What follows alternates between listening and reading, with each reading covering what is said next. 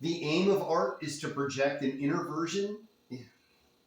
Let's try that one more time. Still speed. The aim of art is to project an inner vision into the world to state in aesthetic creation the deepest psyche and personal experience of a human being. It is to enable those experiences to be intelligible and generally recognized within the total framework of an ideal world.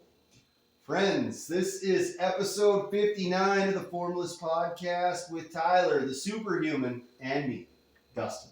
Good morning. Good morning. Man, wild time today. The class was awesome. That was a good workout. Doing some throws. Doing some throws, a little bit of grappling, a lot of punching and kicking stuff. Yeah. I haven't done that for 2 weeks. I mean, I taught, but it's a little different. Like when I'm teaching class versus when I'm just participating in class. Like when I'm teaching, I'm trying to make sure everyone's getting that, getting fed. Yeah. And so like my focus isn't on what's going on all the time, 100% in front of me. It's more like outward. Mm-hmm. So it's a little bit distracting. So it was good to be back in after 2 weeks of not having that Saturday class. So it was awesome. It's a little bit of growing, like when it's like you step away from a certain thing. Yeah. Well, it's like if you ate ice cream every day, right? Like when you're a kid, you think eating ice cream every day would be just the best, and you do that 2 or 3 nights in a row, and you're kind of sick of it after a while. But not that I'm sick of it. It's just like I took a little break, and then I had to come back. It was like, oh, awesome. We just didn't have a Saturday class. One Saturday we didn't have class, and then the previous Saturday I had a obligation I had to meet, so I wasn't able to come in for 2 weeks. So I got to teach during that time, but it's just not the same. Did you teach the Saturday class? No, I taught the Monday classes that I normally teach, but that was my only martial arts. So I was needless to say, I was a little bit grumpy. Yeah. Like it was coming out in various ways. Like Friday afternoon, I was so pissy. Yesterday, my wife was just like, "You need to take a nap or something. Go get out of here for a minute." And took a nap and felt a lot better. But something I did this morning at about 5:30 was pretty interesting. Ooh, okay. So let's hear. 2 things. For Mother's Day, I bought my wife a cold plunge, a tub. I got it on Amazon, and I immediately regretted it when I picked it up from the post office because it was cheap. It was on sale, and I'm kind of a cheapskate. And the lady who works at the post office, she's kind of old, and she's like, she's an older lady, late 60s, early 70s, maybe a little older. I'm trying to be generous.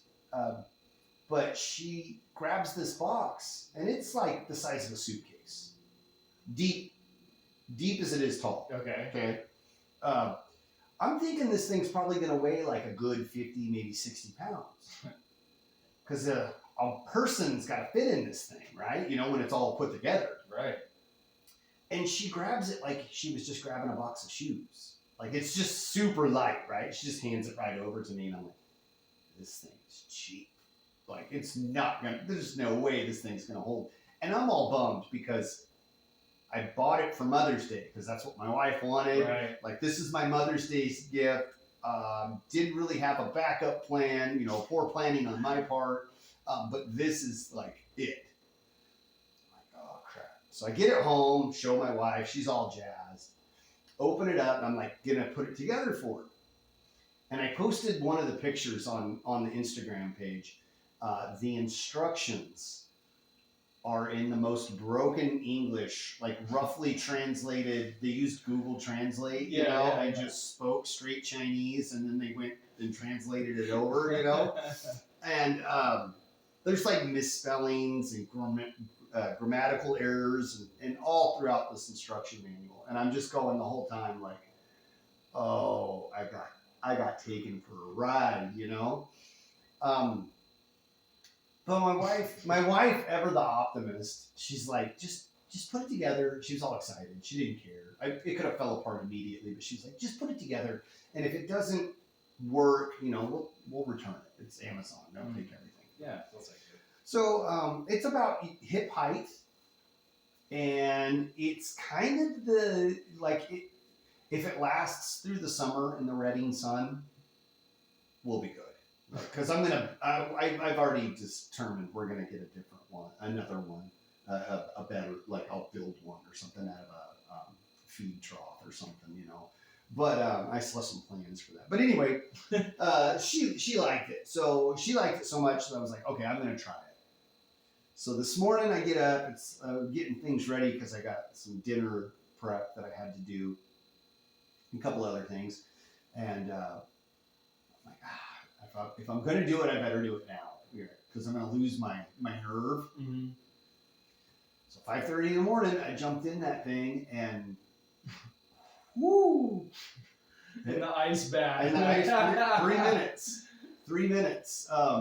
Up to about my shoulder. Ooh. Yeah. So it's just big enough to sit on your rear end with your feet pulled up next to your butt. At least for me. Like just big enough to do that. You kind of sit like in a cradle or egg position or whatever. Trying to warm yourself. Yeah. So, but it's funny because like I set the timer on my phone and I set it up so I can see it. And I'm watching this thing go, and it was like the longest, slowest 10 seconds ever. And my brain, you're like, your brain is just like chicken, it's like, get out now. Yeah. And I had to like find something else to look at. So I'm like hyperventilating and staring at this phone, like, go count down, go, like watching the time. And then finally I was like, wait a minute, I'm never going to make it past like 20 seconds if I just watch this thing. It's kind of just like, looked away and tried to like stare at something else. And nobody's there with you. It's just it's 5:30 in the morning. Yeah. Everybody's asleep. It's just you. You're like, I could get out. Oh yeah. But like, as soon as my feet hit that water, like I didn't need any coffee. I was awake. I was awake, dude. And then I started like doing that kind of like breathing, Yeah. In like almost involuntary. And then, I just was like, okay, just once I put my leg in, it was like, just sit down. Because, like, otherwise I'm going to spend the whole 3 minutes trying to convince myself to, like, slowly submerge. Yeah. So I just, like, sat down. And, dude, it was awesome, though. Like, I got out after that 3 minutes. I did a full 3 minutes, got out. I was cold, of course, but I was, like, wide awake. Like awake, like energized, ready to go. And I've had like a great mood. Like all day today, I've just been like, got no reason to smile, but I'm happy and smiling and stuff. It was cool. It was cool. I'm gonna do it again. I'm gonna like continue to do it again. I don't know that I'll do it every day, but try to. There's all sorts of studies and stuff on it. Supposed to be really good for your immune system. And I've heard that. Yeah. And for your natural circulation, right? Your circulation is supposed to heal, like it's supposed to help with inflammation and stuff. It does something to the immune system, and they produce a bunch of it produces like antibodies and shock proteins, like because of the cold, the extreme temperature difference. I don't know. We'll see. But it was cool. It was like, whoa, this is. I think I've seen like on some of the other mainline podcasters or influencers, like Tim Kennedy, I think does. Jocko Willink. Jocko, I don't know. Does he? Maybe. Or maybe, I don't know. Yeah, I know Tim Kennedy does. Joe Rogan's does one. He's like done some live videos where he like talks. And he's like shivering the whole time, it's hilarious. Huberman Lab, if you've ever listened to that podcast, he talks about it. He has one that's, I think he has a podcast that's pretty in depth on it. It's pretty interesting. I'd be down to try one. Yeah, it's cool if you want. I mean, it only takes 3 minutes. If you want, check it out. Come on over. Where'd you get all the ice from? So we have an ice machine. Okay. And it's, I don't know, like, I don't have a good thermometer. I probably need to get like a pool thermometer or something, that one that just stay in the tub the whole time. So I have no idea how cold I got the water to, but it sat out overnight, and I think it was like I can't tell you what temp it was. I think it was like low 50s outside, the ambient temperature. And so I threw a couple of large containers of ice in it and sat down. We have an ice machine, so I didn't have it didn't have floating chunks of ice in it or anything like that. You know, so it probably could have been a lot colder. But I'll tell you what, I was shivering and I had goose flesh all over, you know, so it was cold enough to make me not want to be in there. Ooh, yeah. You know, but yeah. That sounds like it was cool. I'm gonna have to, maybe we'll have to do a live video on that or something. I was thinking about it, like I about halfway through, like, you know, trying to distract myself from wanting to get out. I was like, I should have done a live video. I was like thinking of all the different things I could do, you know, or what we were going to talk about today. It was just anything to keep my mind off of, like, cold. Get out of here. Which is weird because, like, you know, like if you, like if you're going to try and cross the street and you don't notice a car coming, and then like you see it at the last second, your brain kind of, the way you react, like your brain's like, whoa, back up. That was what was going on as soon as I touched that water. It was like, get out of here, you know? Instant reaction to bye-bye. But yeah. But I had to, like, it made me think about, like, you know, like when we're training, and especially like when you got newer people and the first time they spar, they like react to like all the punches or kicks thrown at them, and they're like jerking away and stuff. It was like that kind of thought, and like you had to, like, there's a point when you're a newer person where like you have to be like, okay, I'm okay. You're like, you have to kind of take control over your immediate reactions. You know what I'm saying? I do. Yeah. So like your normal reaction is like your brain is telling your body to get to safety. Like, so you're flinching or jerking away from the threat. Like if you're sparring. Yeah, it's like if you're sparring or whatever, or swinging sticks at each other or something, like your immediate reaction is like, get away, get out of that danger. So that's what happened. Like I touched that water, it was like immediately, like it would have been the same way if I touched a hot stove. Like, get away from here, you know? And I really had to like go, no, this is what I want to do, and like kind of like mentally override everything and be like, no, get in the freaking water. But it made me flash back to that, like, because I deal with that a lot with some of the newer kids when they're coming in and they're like, you're trying to teach them stuff and they're like flinching, or it's like, okay, you gotta be in control. Don't have that instant that reactionary action. Don't let that dictate what's happening. No. You've got to be like, okay, I know that this is going on, but I'm going to do this anyway. You know, like, put yourself in control. That's a hard thing for some people to do. I mean, sometimes, you know. Well, it is very hard.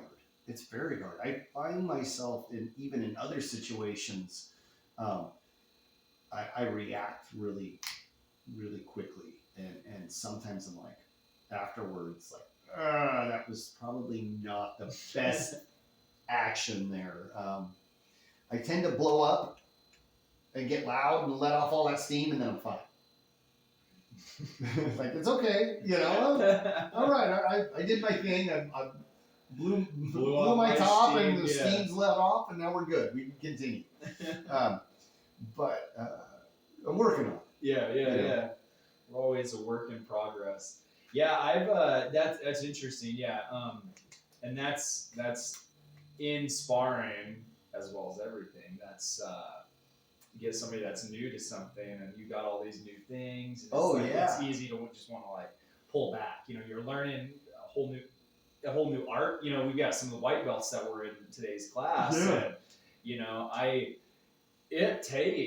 it really takes somebody with a mind that says, I'm gonna do this and keep pushing through this. Like to show up and walk through the doors where that there's people that can kick your butt, that you have to and then say, I'm gonna go train with them.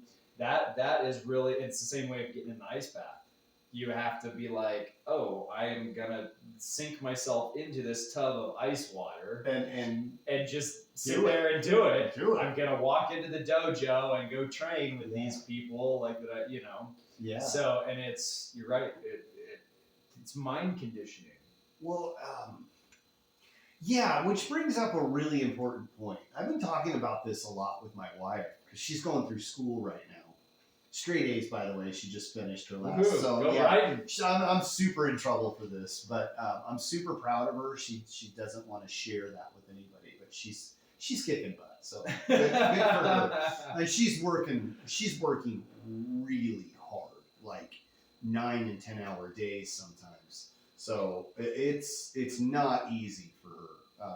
But 9 and 10 hour days. Some days, some days it's crazy. On top of all the other stuff, having 3 kids and her dad living with us, and then the dogs and the chickens and the fish, and hey, we get hungry too, all of that other stuff. Yeah. But she's really working hard, and on top of all that, I've been struggling with life, and it's a struggle.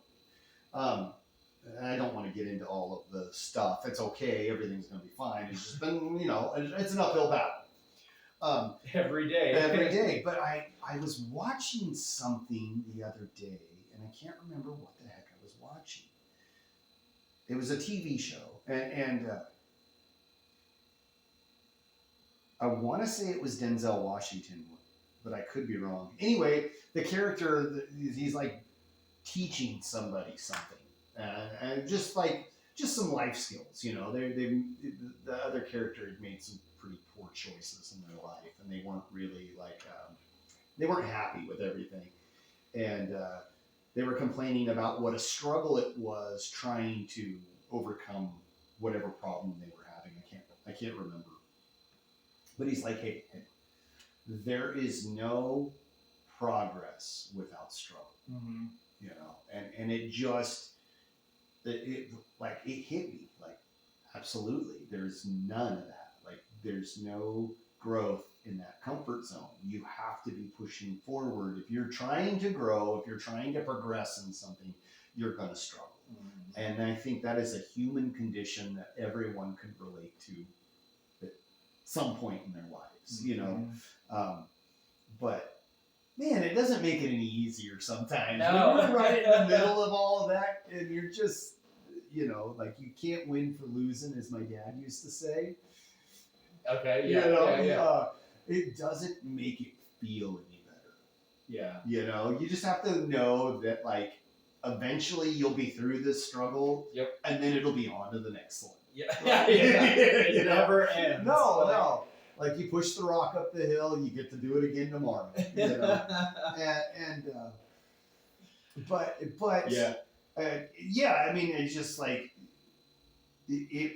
that hit home so well right then and there. It was, I don't know. I just turned on the TV, sat down, just trying to find something to take my mind off of whatever else was going on that day. Yeah. And I'm now oh, really? I did not want to hear that. Yeah, I understand. Thank you. I get it. Can we just be entertained for a minute? I don't want to think right now. Yeah. I just want to get lost in this movie and just not worry about all the other stuff that's going on. But no, and I think that's fairly normal, because it's. I mean, you think about growing a garden, right? You have to go out and hoe the ground and put out effort. Put the work in. It's going to be a while before you see any fruits of labor. Yeah, you gotta, and then too, which is interesting. You think about this. It's almost like you've got to put in the work to plant the garden, but then what are you planting at that time? Are you planting it in the right season? Yeah, and you got enough sun? Do you got enough water? Yeah, do you have fertilizer? Water. And then it's an ongoing process. Just planting the seed isn't enough. You still have to water it. You still got to weed it. You still got to make sure it's growing. Does it need nutrients? Does it need fertilizer? Does it need what's it need? Nitrates. There's all sorts of stuff that you can go down that path. Yeah. And gardening is a really good analogy for life there, because you gotta work at it. You gotta work at it, and it just doesn't grow really. I mean, yeah, there's wild plants that you could forage off of, but for sure. But to grow a beautiful garden that we all want, you've got to put in the work and the effort, and it. I know during when I was a kid, and my dad would be like, "Oh, hey, well, we got to work in the garden. Why don't you, my dad would tell me, he would say, well, go out and work get up early. This is during the summer. Oh, yeah. Get up early, go out and do the work early before it gets to be 10 o'clock when the sun is blazingly hot. Or of course around here, geez, it was 8 a.m. it starts to get hot. Yeah. Yeah, and so, but of course me, I'd be like, sleep in. Yeah, sleep in, watch some cartoons, and I'd finally get out there at probably 10 a.m. I'd be working in the garden. They complain about how hot it is the whole time. Yeah, and they complain. But yeah, and so it's just making sure the conditions are the right, the conditions that we're planting the right things in the right season at the right and putting in the effort. But yeah, but then you get the seeds in the ground, and and then you start to water it, and then you see it sprout up a little bit, and you're like, oh yeah, like some of this hard work is paying off. Yeah, it's sprouting, and then you gotta fight the rabbits and the deer and the squirrels that come in. Yeah, that's a whole other ball game. Yeah. I had one time I had planted. I had planted, just a side note, I had planted some seeds. I can't remember what they were, but I planted them in a row, obviously. And I planted them one day, watered them, and came out like a couple days later, and some deer had came by and got all the tops of somehow had nudged its snout no kidding. In the dirt where those seeds were, and nothing grew there. And I was like, I'd always heard of deer being able to smell a seed, or maybe they're looking at the moisture or something, but I've had that happen to me. Wow. That was weird. So I don't know if it was just random luck. But yeah, you got to deal with the deer. But yeah, it came and nudged its snout in the dirt right where I'd put the seeds in multiple spots. No kidding. That's wild. I had heard of that, and I had never experienced it, but now I have. Yeah. And so I was like, somebody had told me, they're like, I swear the deer can smell those seeds through the dirt. Sure enough, I think that guy was right. Wow. But I don't know. Hey, do you guys still plant? Did you guys plant a garden this year? I didn't, but my dad did. Yeah. He does a huge garden every year. Yeah. So we'll do a huge summer garden. Right on. Yeah, we did a small one this year, but we got some more chickens. Oh, okay. So we're up to 18 now. Chickens? Yeah. 18 chickens. So we have six of the old ladies that we've had for a few years now left, because we had a rodent issue. We had some raccoons getting them, and then so my wife bought 6, and then she loved those so much she bought 6 more. So, so we got a dozen babies and a half dozen old ladies right now. Oh, that's cool. As I call them, old ladies. The old hag hands. Yeah. But yeah, I got those, and then my father-in-law planted a small garden. But last year we planted a big garden last year, but they just got decimated by the deer. We ended up with a handful of squash and some tomatoes and stuff, but yeah. So this year he's it looks like everything's wrapped in cages and got tops on it, and he's got all sorts of chicken wire and stuff. I'm gonna be fighting the animals, I think, this year. So we'll see. We'll see. Yeah. I got some fruit trees planted on a chunk of property of ours out in the middle of nowhere. And the fruit trees, I have to put the cages around the base, the trunks, and like netting over the branches and the leaves. They're young fruit trees, so they're not huge, but because the squirrels come and they'll just munch on those leaves. Yeah. Are those your fig trees? No, they won't touch the fig trees. They'll really? They won't touch the peaches or the nectarines, really, but they love the apricot and the cherry leaves. The apricot tree leaves and the cherry tree leaves, and it's wow. Yeah, it is weird. So, but I don't know, maybe we got some weird squirrels where that property is. I don't know. They're picky, right? They must be well fed. They get to choose what they want to eat, right? That's true. But it's so funny, like. You think about like taking your ice bath, right? Or like the toiling, right? Like having to do the work. Yeah. And this kind of this. I was thinking about this for my movie. My movie. We had here in Northern California. We had a short theatrical release. We did 1 week, which was awesome, by the way. That was super fun to go to. Yeah, the red carpet premiere. Yeah. Yeah, thank you. So a lot of work and effort went into that, and we had a smaller theater here local in the area that said, "Hey, we'll do a red carpet premiere for you, and we'll show it for a week." And I jumped at the chance, and so we had 2 showings on one night, so a red carpet premiere. We had 2 showings, pretty much sold out of one of the showings, and then was almost sold out on the other, about 3/4. Yeah, or half to 3/4. But anyways. Yeah, and then our movie Miracle Mile ran for 1 week at that theater, and it did good enough with all the local support that they said, "Hey, we're going to extend it for a second week." And that second week went, and they still had enough support, and so they said, "We're going to extend it for a third week."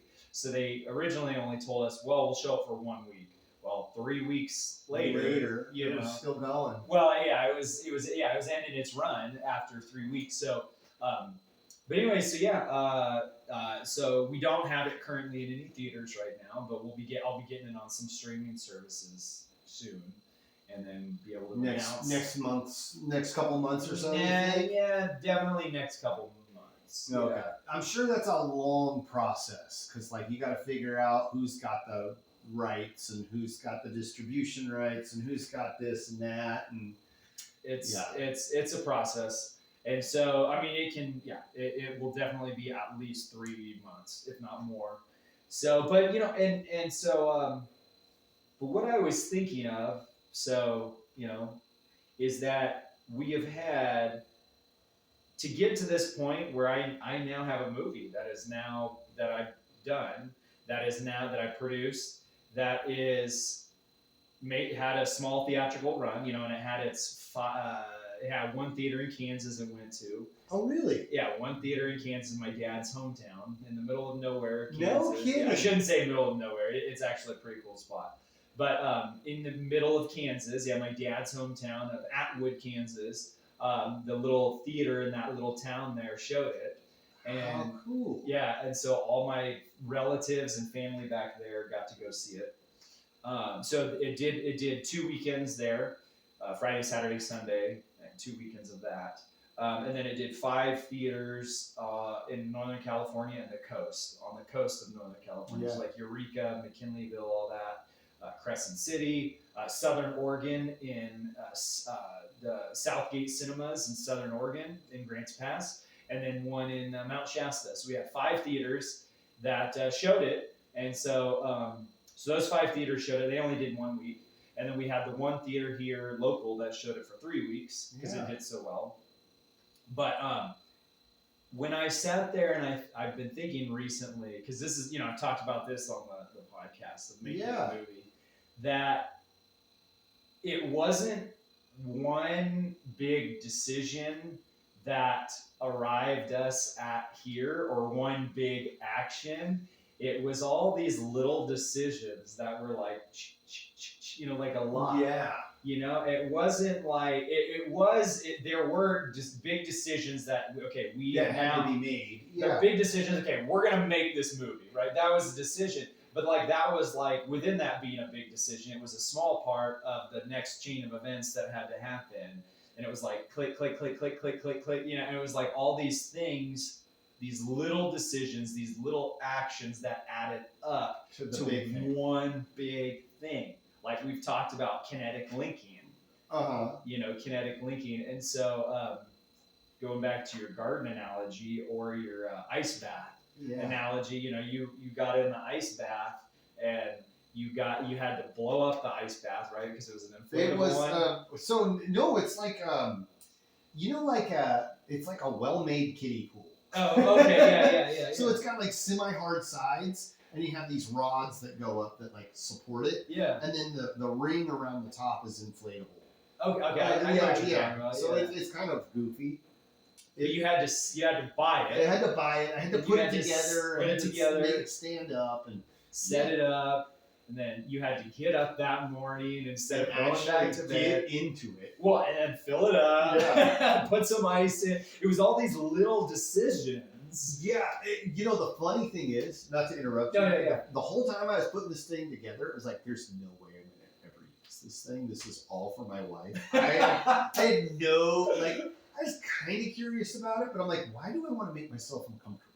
Yeah. I don't want to be uncomfortable. Just forget this noise, And then that all changed once I seen my wife use it, and it's like, oh, okay, I'll try it, And then here you are, smiling all day. Yeah, it's pretty wild. I didn't mean to interrupt you, though. Please. No, it was just that you had to do all these little actions to make that happen, and now you're sitting to where you're like, I've been smiling all day and walking around, and it was because you made all these little decisions that led up to that big plunge of you getting in there. Then you had to stay there for 3 minutes. Yeah, and so that's just something I've noticed with my movie and being able to look back now. It's the weirdest thing to be able to look back and be like, oh, this is where I am. This is where I started, and then in between that, and here we go. We go, and all the little steps that took it to get there. And like you said, life. You have to. What was your wording? You said you have to toil. You have to work at life. How'd you word it? Yeah. Well, I don't remember what I said, but there's no growth. There's no growth without struggle. Without struggle. Yeah. And so those or no progress without struggle. Something like that. Yeah. And so there was all these and then with growth and struggle, there's all these little decisions we have to make to get there, to get to that point. Yeah, and your movie, every time it got hard, I'm sure part of you was like, well, I could quit now. Yeah. I'm only going to be out this much time, or this much money, or this, it's getting hard. I can quit now. There's always something in the back of your brain, ready to pull the the safety switch. Oh, we're done. Cut and run. It must be something that evolved in us, I don't know, or something that grew within us that looks at adversity or danger or hardship and I could starve doing this, or you know what I mean? I better cut. Let's go. Let's find something else here. But what I'm trying to say is there's always that option. There's always that option to be it's too hard to quit. Yeah. But the fact that you made it this far, there had to have been certain points during the time where you were oh, I'm done. And then there's something else that comes up. Yeah. You keep thinking, oh, I'm done. And then the next thing comes around and you're oh, wait a minute, I got 6 more months of this. Oh, yeah. Oh, man. You're I'm done, and then something else crops up, and you gotta figure that out. Or something didn't come through, or something went sideways on you, and you have to go back to the drawing board. Oh, I can't do it like this now because Joe forgot his camera, or oh, we can't do it like this because the car is no longer gray, it's red, or then you got to go back to the drawing board and figure out why. I'm sure. Oh gosh, yeah, there was so much of that. And just, I actually made I think, so the director of the movie and we both made a decision, and I remember when he made it, and he called me and told me, but we both made the decision. We said, we're gonna do this, and this thing is either gonna go down in flaming glory, or we're gonna hit this thing out of the park. But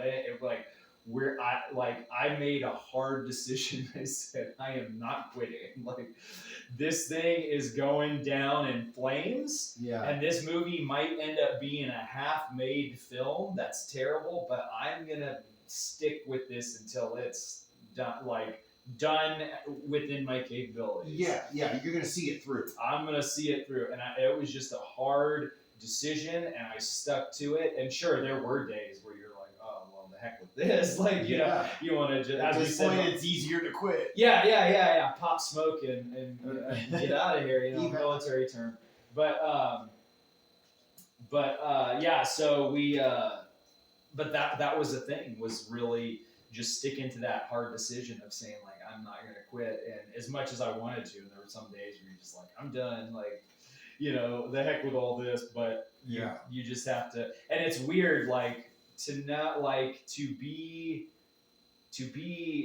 on something like this big, like a movie, and like to be kind of the responsibility for it, whereas like a lot of times I was the pressure behind it to get it done, to be pushing people and saying, hey, we got to have this thing done by this time, or we've got to have this thing done by this time.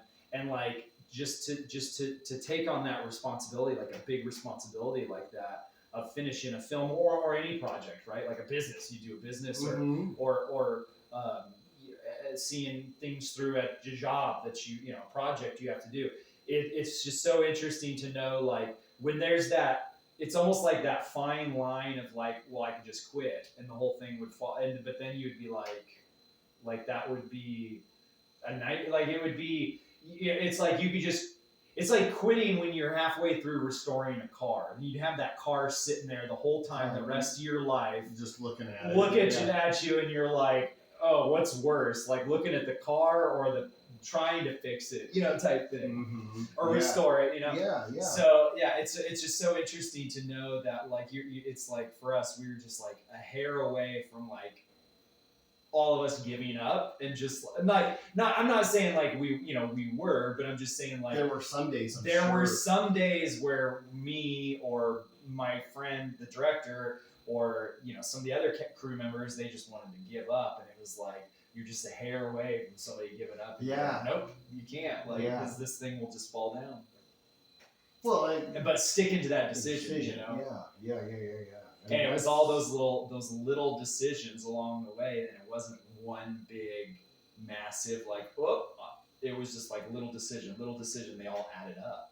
It's just amazing to see that. Well, I'm sure there's pressure riding on you. There's money. There's all sorts of stuff, you know. But you could use that for all sorts of different analogies. Yeah. Or different aspects in your own personal life. Like, if you have a job, there are days where you wake up and you're like, all of this crap I don't want to deal with today. There's all of this stuff, or you know, fighting with my spouse, or training. We're doing this stuff and I'm kind of tired of doing this stuff. We've already done this stuff 100 times. I'm going to do it again. There's reasons for it, you know, that those little things add up and they have to be done. Yeah. It's just really, really interesting to think about that. And just cool. the art of, you know, creating something, just of doing something, like whether you're saying doing your ice bath or planting the garden, there's always got to be effort at some point. Yeah. So back to your movie for a second. Did you know, like, you had worked on other movies before. You'd been on the set. You kind of know what's going on. You know the process. Some aspects of that probably a lot better than others. Mm-hmm. Yeah. Did you realize the scope of the project? Because I saw your movie and it was good. Yeah. And there were parts in it that I laughed out loud and I thought were really good, really funny. But I was thinking while I was watching it, like, I wonder if Tyler realized, like, just how deep or how the scope of the project was from beginning to end. Like, did you go into it knowing that this is going to be this massive undertaking, or did you undervalue that? You know what I mean? Like, were you like, oh, we'll be done in 3 months? I think I went into it with a lot of both. Like you. There were some stuff that you were like, oh, this is going to take a long time, and it didn't take so long, and then others like. Yeah. I just went in with the. I definitely did, and there was, especially now in the last couple, like month and a half, 2 months, there's been like a lot of things where you say like to yourself, yeah, I didn't know it was going to be this exhausting. I didn't know it was going to be this much work. I didn't know we're going to have this many setbacks. Like, you know, and it's just like one thing after another, and I'm like, and so the answer, it's like. You know you're going to drive across country to go see those relatives for the holiday, the celebration, but you don't know. You're like, okay, well, like we're gonna have to deal with animals on the road and other speeding people and like stopping weather, right? Yeah, like you know all that stuff, right? But you don't know like getting there is like then you actually see what happens. And every movie, you know, every job, every movie set is different, and so you've got different challenges. What you got, and so. But there was a lot of it that we basically I knew I could see going in. I was like, okay, it's going to be a little difficult to drive around in a van and film in the middle of spring when it's hot, but we'll figure it out, And so I think it was just kind of like not we what if ourselves to death, and what if this happens, and what if that happens? You got to do that. Yeah. But we didn't to an extent, and I did. At least me personally, I didn't let people I didn't let those what ifs say like, oh well. You didn't let it turn into a maybe we shouldn't. Yeah. No, and I just, but I knew going into this that this was going to have to be, starting at my own company and doing it with my friend. And having not the biggest budget, I mean, an incredibly low budget on this film, and having that, and I knew that by doing my first feature film as producer, I knew I had to almost take the hit and do one that wasn't going to come out how I was going to have to release a lot of control to all the other creatives on the film and be like, okay, this scene is going to look very different than what you pictured in my head. Yeah. And I just have to release control of that. And whether or not it turns out good, I don't care. I have to look at the whole film as a whole, or, oh, we didn't get this location to film at, so now we've got to film here. And I just, I went in with a plan. I knew it was going to be tough. And it was tough in ways I didn't see, and not tough in the ways I thought it was going to be. Like it's always, really? Yeah. Interesting. But then it was tough in some of the ways I thought it was going to be, and not tough in certain ways. I mean, it's just like I came out of this not experiencing or expecting anything. Like just let it come as it just comes. Let it happen. Yeah, and so, but yeah, I did. But so I went in. I did go into it knowing that, but then you just you it's like we talk about in martial arts. You can't look at the fist coming at your face and be like, oh well, trajectory this, okay, let me process this. Like sometimes you just got to take the things as they have been. Yeah. And and so, but it was but I saw a quote on online on social media. It said something. I think you might have even posted it. It said. Starting and doing something is hard, but it's not as hard as if you never started at all. Yes. And so now I can have that behind me and be like, man, I'm glad. Like, and there's some things on the film that didn't turn out. They turned out objectively good, but not personally the way I wanted. Like for example, like your wife says, "Oh, I want to get a car," and you're like, "Oh, I'd like a red car," and she's like, "No, I want a blue." Well, it's still a car, gets you point A to point A. It's just blue instead of red. Yeah, so a lot of stuff on the movie like that where I'm like, "Oh, I want this," and the director's like, "I want this," and I'm like, "Okay, cool. Like, let's make this happen." Like, and I just had to release that control Whereas like, yeah. Well, like you can't worry about getting hung up on the small details if you want the finished product. exactly. And yeah, I get that. That's like any partnership or relationship or work, like you got to keep your mind on what's the overall goal here. Because if we get hung up on that stuff, then it slows everything down. Yeah, you can't see the mountain for the molehill type. Yeah. So yeah, but no, I went into it and knowing, and now I can look back and like I'm still experiencing it, and I've got some people on the that worked on the film, and we've got egos and attitudes everywhere, and in every job, every club we're in, at school, everywhere, and so, but the one thing, I've got some people saying, oh, you should have done this or you should have done that, type thing. And they want to complain about this or that, and that's fine. And I complain. Everyone's entitled to their opinion. Yeah, you got your own opinion, and yeah. But what's interesting is like the people can't understand. They're like, well, you might have built this house for yourself, for your family, and it may not be perfectly what you want, but you got a house. You've got You've got the house as a whole. Be grateful that you have a roof over your head. Be grateful that you've got a roof over your head. But I went into that knowing, and I knew there's a lot that I went into this knowing. I knew we were going to not have as much money as I wanted. I knew we weren't going to have all the resources we wanted. I knew I could look down the road and see that. And now I can look back and be like, man, I'm glad I made that decision. So glad. And I'm so glad I made the decision to end up with a film that is a whole, and I've got a half-finished film and quit halfway through. Like, I don't know what I would have done.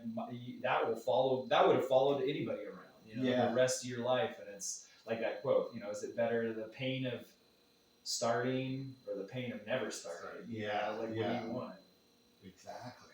Oh, how cool though! Like, so you're gonna do another one, I assume. Oh yeah, I'm already working with some investors to get another one going, and I've got plans for multiple films. So very cool. Yeah, so I'll be doing this process again, and now that I've done it once, now I'm like, oh, yep, okay, like I know how to do that process a little bit different. That one, like that's what I'll do different there. That's what I'll do different there. Like, and so now it's a totally different ball game, totally different. Like, and you've been around that block once, maybe not a bunch, but you're getting familiar with it. Yeah.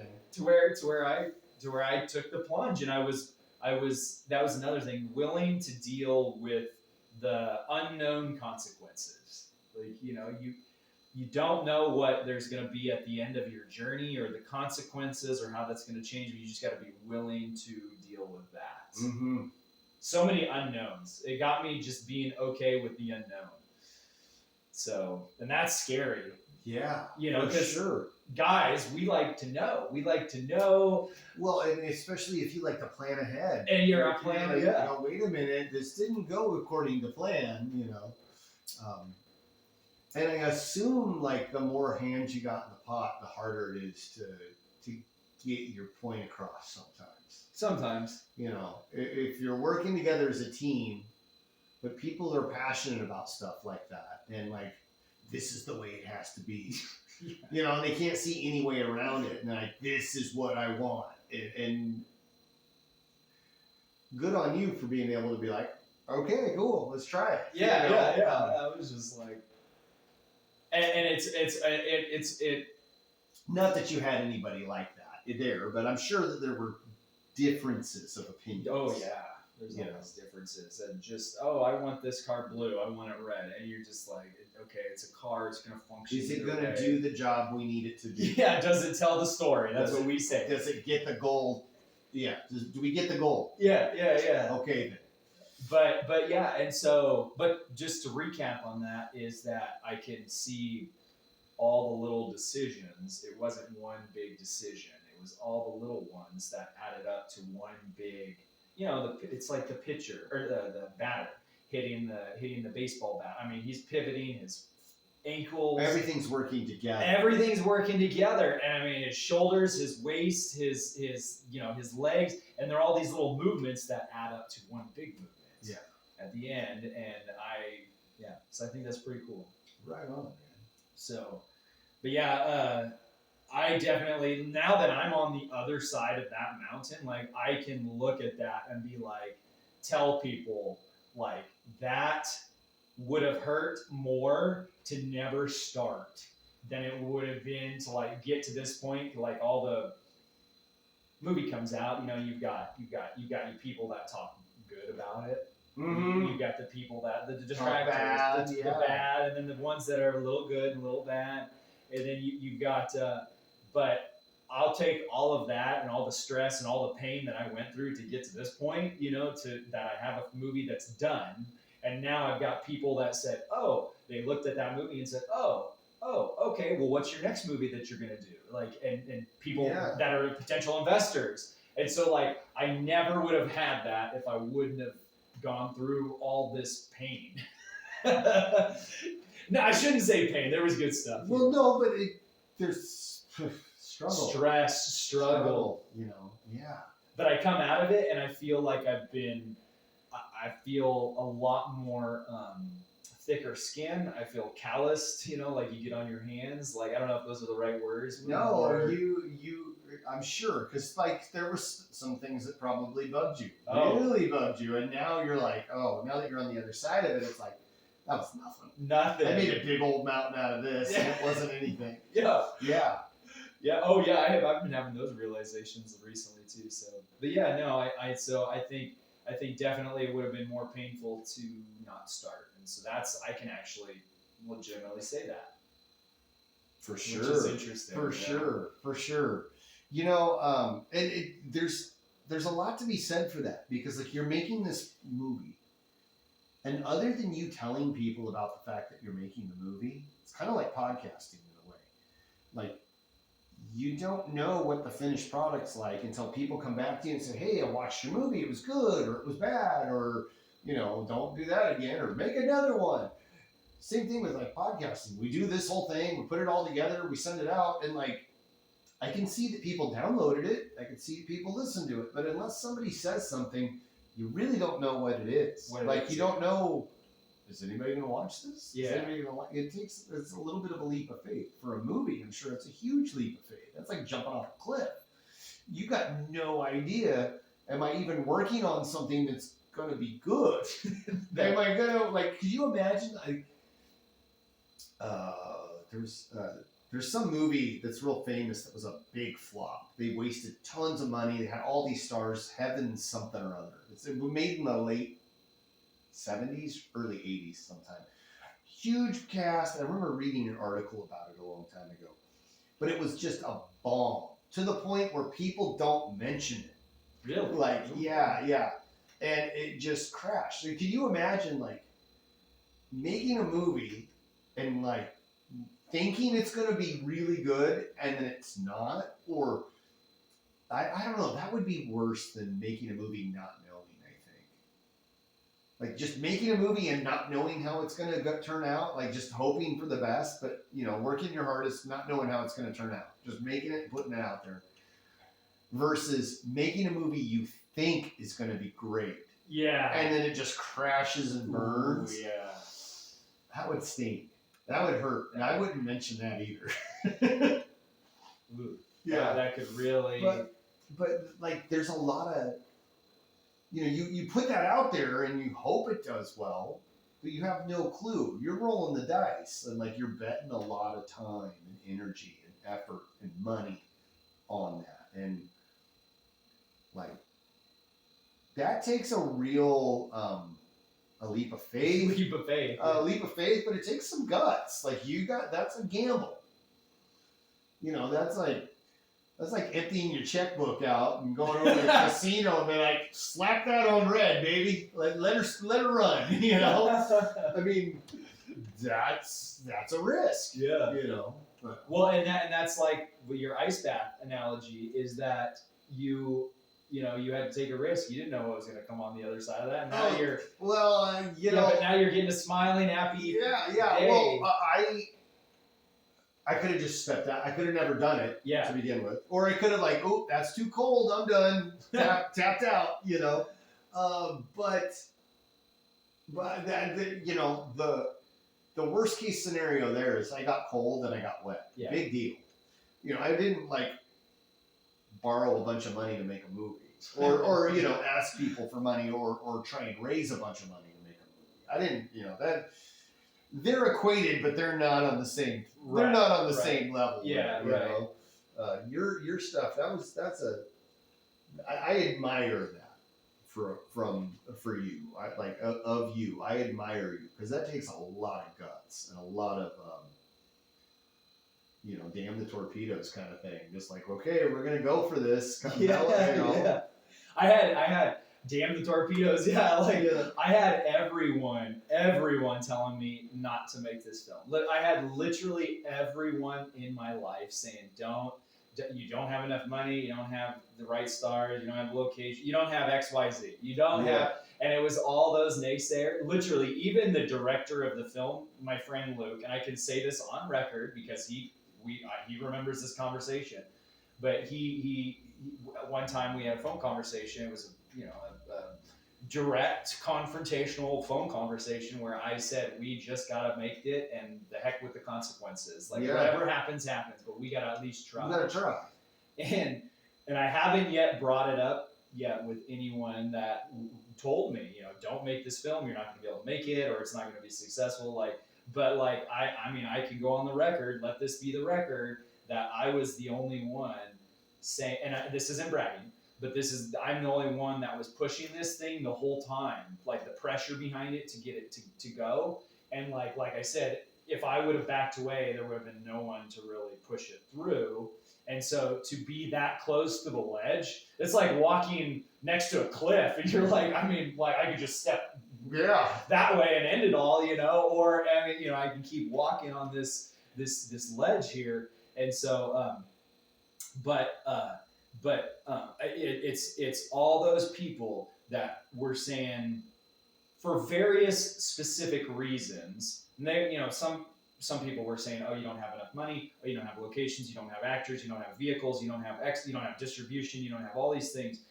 But they weren't saying oh, you can't do it. They were just saying there's all these reasons. Yeah. And so it's very interesting to get to that point and to see how that advice from those other people that were saying all that stuff. Now I'm sitting here with a finished film and a finished product, and it starts making you wonder, were they projecting onto me their insecurities about them starting their own creative project, business, journey, whatever that they want to do, and they're in their own head, they're saying, oh, I can't do it. But and then their way of dealing with it, the psychology person could explain this much better than I could. But their way of dealing with it then is to tell other people, oh no, you can't do that because this, and you know what I'm saying? And that's not an easy subject for me to talk about, but that's something I get a feeling that, and I've heard people talk about it, that will project onto other people are things. And so if somebody doesn't want to open their own business over here, well, they might discourage someone else from trying to do it. And so it's now that I'm in that position, I almost want to, of course I'm not going to, but you think about you kind of want to rub their nose. Yeah, you gotta hey, remember when you told me not to do this? Yeah. Guess what? Yeah, guess what? Did you see my movie? But yeah, it's and to be the only one that's pushing things like that takes to be the one. It's kind of like in the job title though, producer. Yeah. Your job is to produce something. But I'm I'm saying, if you were making a big studio film like Warner Brothers, you've got the big executives at the top that are always calling and pushing. It's where are you guys? What's going on? What's your progress? Yeah, they're sitting there drinking their margaritas in their office, but why aren't you guys on schedule, type thing. Yeah. Whereas on a small independent film, you don't have that. It's a little more chaotic. It's a little bit more chaotic, and it was just for me, it was I was the one pushing, and like you said, the job title. Yeah. And so not to interrupt. No, I didn't mean that in a rude way. I hope it didn't come off rude. No. But like, in my mind, for a project, like if we were gonna do a project, whatever that case may be, build a birdhouse. We got this project. We're gonna build this birdhouse. I would want somebody driven to finish the project, to make sure the project went along and was like going. You need somebody to be like, okay, I got the crew over here, I got the painters over here, I got the the permit people over here, I got and everything's lined up, and these guys are going to start tomorrow, and these guys are going to start this week, and kind of line up all of the stuff. And you need somebody to kind of be like, here we go, we're driving this thing forward, pushing it, and it's going to be a tough one, but we're going to go for it, Yeah. I have like seen in our area, here in Northern California, it seems like there is some decent construction going on. There's always like a new building coming up or a new house. But it's always interesting now to me. I look at like a plot of land and they're saying future home of blah, blah, blah, blah. Yeah. And then you think like, now I'm like, oh, that contractor or whoever is in charge of that. I don't know all the positions on a construction site. Yeah. But that somebody is like committing to seeing that house through. Yeah. To fruition. Yeah. I mean, hopefully. I mean, we have seen half-done buildings, and it's always sad to see a half-done building or a half-done Absolutely. house, There's one off South Bonneview across from the new Costco on the hillside. Yeah. Overlooking the river. Remember when they started building that? It was a great building? Great big building. It was supposed to be a business office or something, and right before the housing crash, the money fell out of the real estate. Oh, and they couldn't finish it. It turned around, but I think whoever started that project kind of whatever happened, they lost interest, or something else. Money got tied up in something else, or they lost all their money. I don't know what happened, but it was just the first half finished building that I thought it would. Yeah, and that's always sad, and I think that's worse than if you never started. Like, oh, for sure. I mean, me personally, to build a house or a building, that kind of thing. Like, I'm just saying, like, what do you think's worse? Like starting a project and then quitting halfway through I mean, but there's so many reasons why that building could be unfinished. That's a huge lesson. Yeah. That's a huge lesson there. I would think that if I was passionate about something and I was talking about it all the time and I never did anything about it, that would be terrible. That would be worse than getting halfway through it. Yeah, because things change. You might get into something and That's then realize like, oh, I'm not as passionate as I thought about. Maybe, but it might lead you to the next thing. Yeah. But if you have a desire, I heard something that really hit home with me the other day that I really agree with. This guy was talking about how, like, if you have a thought in your head, if you have a desire, you have this, you want to write a book, you have this desire to write a book, and you don't follow through with that, whether you finish the book, whether you don't finish it, we're not talking about that. If you have this desire to write a book and you never act on it, he said that is he equated that to a mortal sin. And at first I was like, man, that's kind of strong. But like he was saying that, like, if you have that desire, something put that there for you. Something lit that spark, and you should act on it. The outcome doesn't matter. It's the effort that matters. And he went on to explain, like, because it was an interesting thing, because he's got this counterpart that always plays like the devil's advocate. Yeah. And he's like, well, what if I do this and I write a book and it doesn't, I can't finish it, or it doesn't sell or whatever. He's like, that doesn't matter. You can write your book, or draw your picture, or make your movie, or paint your house. Doesn't matter. If you have that desire, you should do it. what other people think, whether or not they like it, whether or not it sells, whether or not whatever the outcome, that's irrelevant. According to this guy and what he thought, like, if you feel that desire to do something, you should do it. I was like, wow. He equated that's pretty to a mortal sin. Yeah, and I was like, that's powerful, but that's like, holy cow, that's heavy. I wouldn't put them in the same category. Yeah. I know where he's going for. Like. Well, and like, his attitude or his philosophy is that like life is a gift. You know, you're privileged to be alive. You're privileged to have this life, and like, you should do something good with it. And if you can, do it. Because there's lots of mediocre everything out there. You should put forth your best effort. But if you have a desire to do something, you should act on it. You should act on it. And I think if somebody has an idea or something, mm-hmm. and they don't act on it, I think that starts to nag on them inside, you know? And, and it starts to nag. And I think eventually, whatever that thought is, it'll nag on them for so long.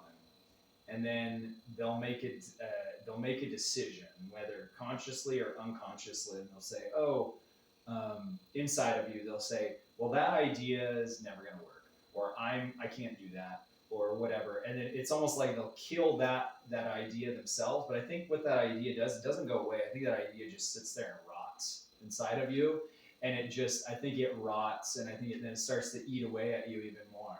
Mm-hmm. And that's not a pretty thing to think about. Like it doesn't convey a good image. But I think that's really what it does. And I think I've met a lot of people in life that have never acted on. And I'm not talking about doing hard things like building a skyscraper. I'm talking somebody I know wants to write a children's book. And I've told them multiple times, I'm like, why don't you just write a children's book? Like, why don't you just do it? Yeah. And it's XYZ reason why I can't do this because blah, blah, blah, blah, blah.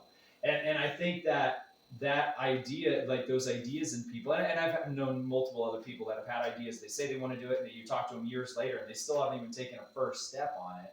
And I just think that idea, they kill that idea themselves, or they let that idea starve, so that idea dies, so to speak. Not that an idea is alive, a living thing, but it's alive inside them, and then it dies, or they kill it, and then but then they never remove it. You gotta remove the corpse of the idea. Yeah, because it's like an organ. If an organ fails in your body and you're somehow still alive, well, you can't leave it there. You gotta take it out, or it'll rot inside you. And so I think it's the same thing. And so I hate to see that in people, and that's why I'm just like every single time I'm like, and I'm like, whoop, not gonna be that person. And so that's why I tell everyone, man, I'm like, you gotta act like for this podcast, like, we gotta just do it. Like, we gotta go for it. We gotta go for it. Quit making excuses, Dustin. Yeah. So yeah, that's kind of my take on that. So I like it. That's inspiring. Yeah, that's inspiring. And I've also realized too that now, because of course the thought has kind of started to come in, like all the stress and all the what I had to go through just to get this film to where we're at, and you're like, man, do I want to go through that again? Now it's like the circle, right? I've ended up back at my starting point. Like, am I gonna do this again? But I'm like, I would be a fool not to. I've learned so much now on just producing a film and distribution and just all that. You learn so many lessons. Many lessons, you probably don't even realize half of the ones you learn. Probably not. And I'll probably remember what I learned from it in a couple of years. I'll be like, oh yeah, I remember that. Like, that's what happened then. That's what I should have done. And now I'm going to do that now, But with the birdhouse, right? You build 20 birdhouses. Well, the first one's, probably not going to be like what you expect. Yeah. So by the 20th, you're like, oh, yep, this is what we do here. Yeah. We just put a nail in this one. I've been around this block before. Yeah. So the thought is, do I want to climb that mountain again? And I'm like, heck yeah, I want to climb that mountain again. But the thought is always there of like, you could just call it good. Call it good, yeah. On the and done, baby. But then I think the pain of not doing it again would eat away at me. Well, the cool thing though is like you started something and you liked it. You realized that you liked it and you're going to continue. In spite of all of the difficulties and the problems, you're going to continue to do this. And that's cool. Because how many things have you started in life and you're like, oh, this isn't for me? Like, oh, I thought I really was going to like this and I didn't. You try a new meal. Yeah. You know, you go to a new restaurant and you're like, oh, I hope this is good. This place looks good. Maybe it was an off night, you know? But or you start a new book or how many movies have you started and you're like, this movie's terrible. Yeah, off. Yeah. Let's find a different movie to watch, you know, go back to an old classic or something, you know. But you don't know until you try. You don't know until you try, yeah. And sometimes you learn that that's not the way we do things. That's not the way I want to do this, or that's not the thing I thought it was, you know. And I think that's a healthy decision to arrive at, like to say, oh, I want to try learning to play the drums, and then you get 2 lessons in, you're like, whoop, I don't like this. Yeah, my arms are tired. Yeah. Yeah. No, but I think that's a healthy thing to have those boundaries and say like, oh no, I don't think I can commit. Like I don't enjoy this, and I don't think I can commit to that. But that's I don't want to put time into this. Totally different subject. Yeah, but that's a good subject for another podcast for sure. Hey, you know, Mother's Day is tomorrow. We probably better cut this one here pretty quick, but hopefully, I just got the okay from my boss. We'll be getting some new equipment soon. Woo! So we'll be able to look a little more professional, sound a little bit more professional. Fingers crossed. We'll see. She hasn't changed her mind yet, but you never know. Friends, have a wonderful evening. Thank you. Thanks for listening. Check us out on the internet, the formlesspod.com. All the social media stuff is up there. I'm sure I'll have a script next time to tell you all of things that we're doing. Call your moms. How about that? We'll just end it with that. Call your moms.